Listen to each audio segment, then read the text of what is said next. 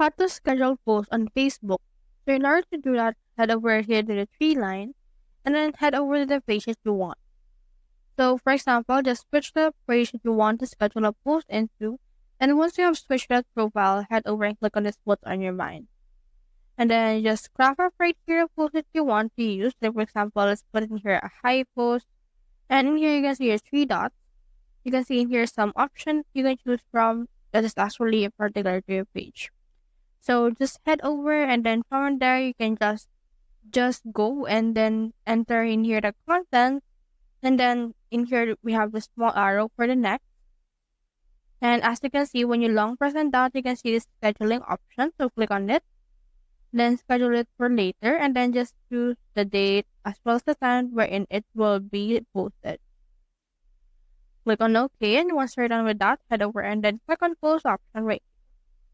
Now that's how you schedule posts on Facebook. Hope we helped.